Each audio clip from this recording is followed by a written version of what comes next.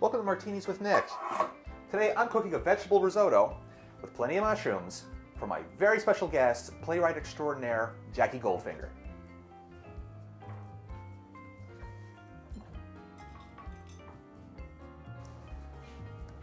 Jacqueline Goldfinger is a playwright in residence at Azuka Theater. She teaches playwriting at the University of Pennsylvania and the University of the Arts, and co-founded The Foundry, an emerging playwrights lab in Philadelphia. Her play, Skin and Bone, won Best New Play by the Philadelphia Critics Awards. Another of her plays, Slipshot, won the Barrymore Award for Outstanding New Play and the Brown Martin Award, and was featured in American Theater magazine. She's currently working on a commission for the 2015 Women's Voices Festival in Washington, D.C. And even more currently, she's drinking with me today. Stay tuned.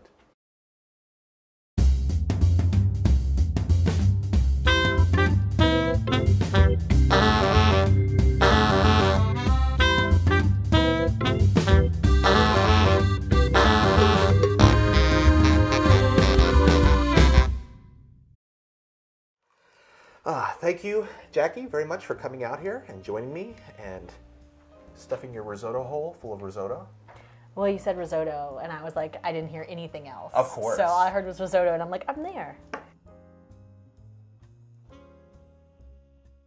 I co-founded The Foundry with two other teaching artist playwrights in the area.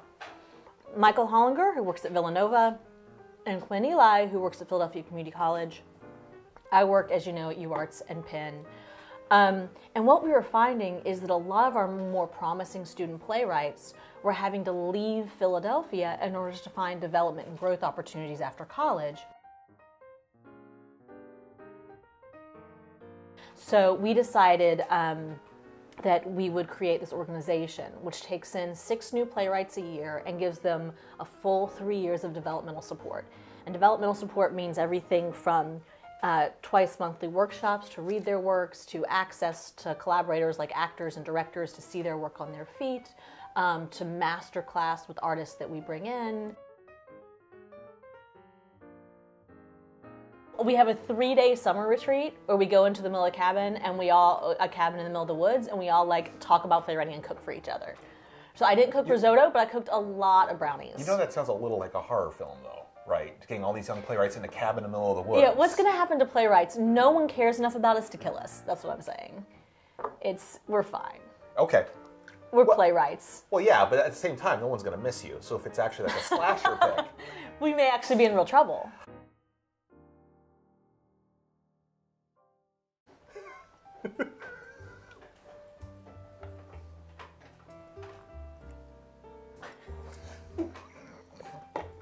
It really is great risotto.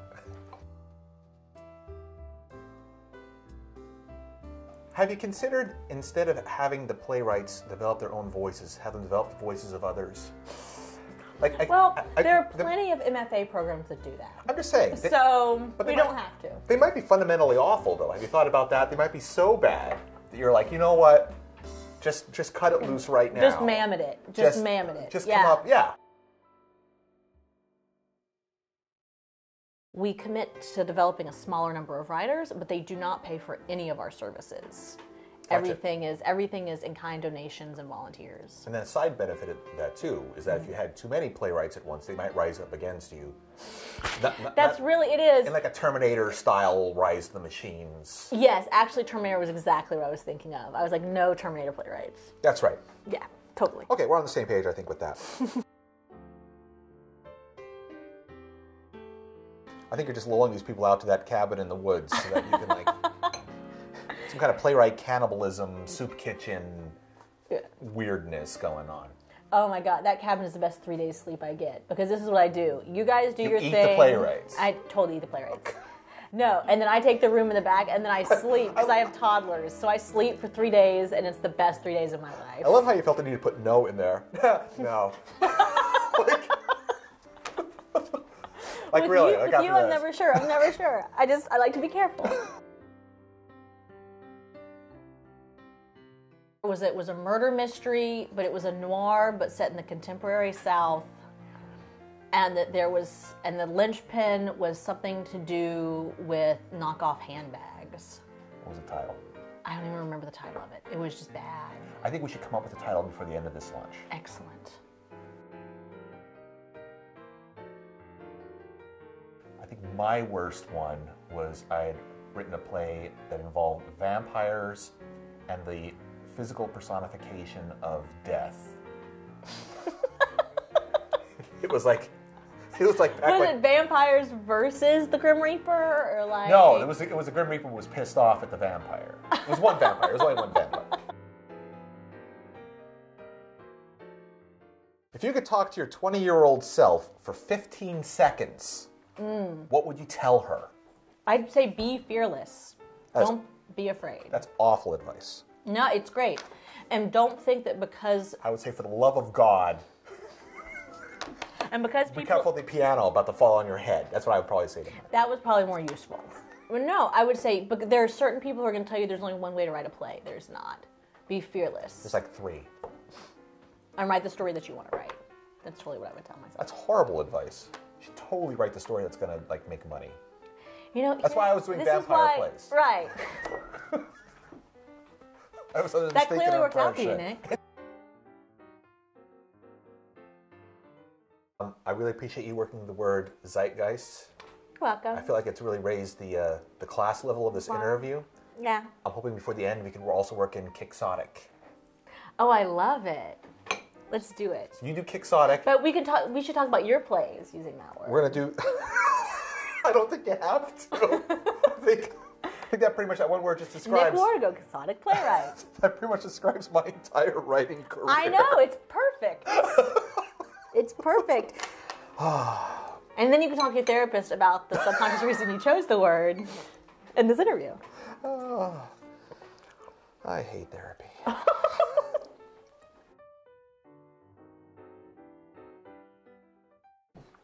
20-year-old self for 15 seconds. You only have 15 seconds. Okay. But you can't talk about anything about playwriting. Don't fuck the guy on the Ferris wheel. It doesn't turn out well.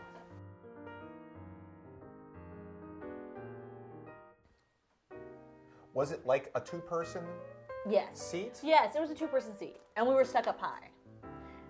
I'm just saying, the point being he was not a nice guy. That's what I would tell my younger self. Right. I'm more impressed by because I think everyone's done like the back seat thing and the passenger seat thing and like a car. Oh, yeah, it was definitely unsafe. Like, it was definitely not a good plan. Safety aside, like, I'm just thinking about the mechanics. Holy crap. And also, you're only stuck up there for like what? Like 30 seconds? No, we were stuck. They had like some kind of problem. We were stuck on top. Oh! Yeah. You know what? If I had the same 15 seconds, I would totally countermand your advice to yourself. I'd be all like, ignore older Jackie Goldfinger. She's a stick in the mud.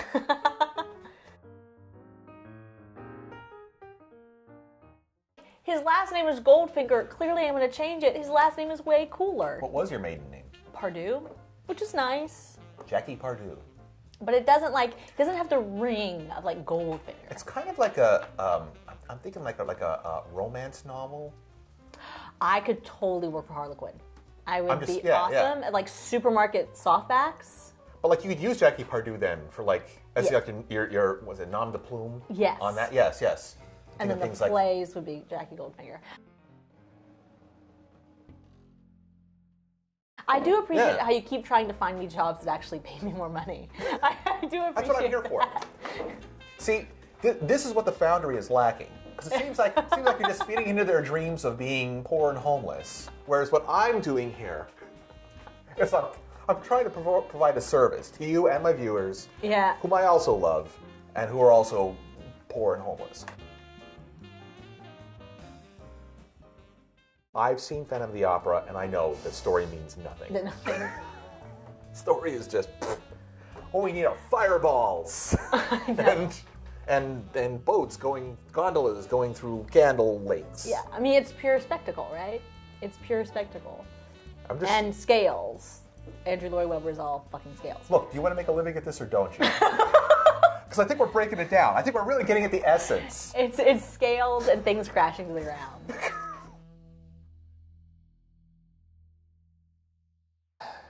All right. Why does most theater suck?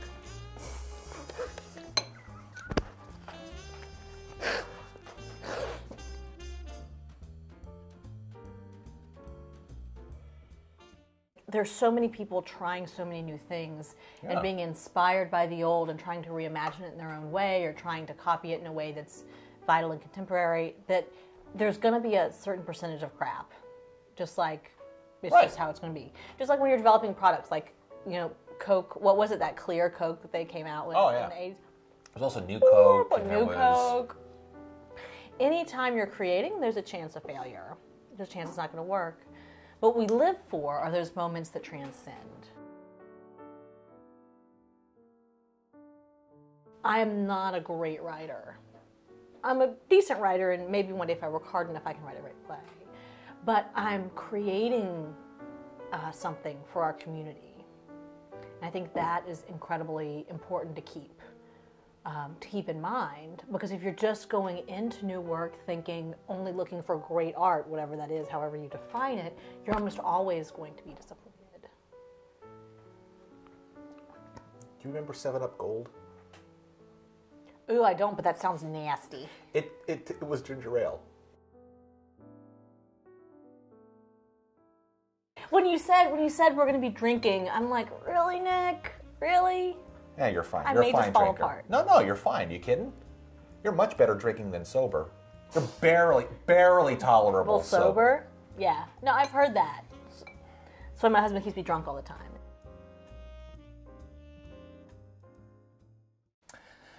Thanks again for watching Martinis with Nick. Really had a blast today with my guest, Jackie Goldfinger.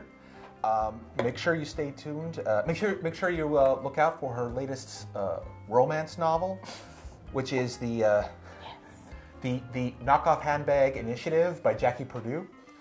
And yeah, stay tuned after the credits to see Jackie Goldfinger's hidden talent.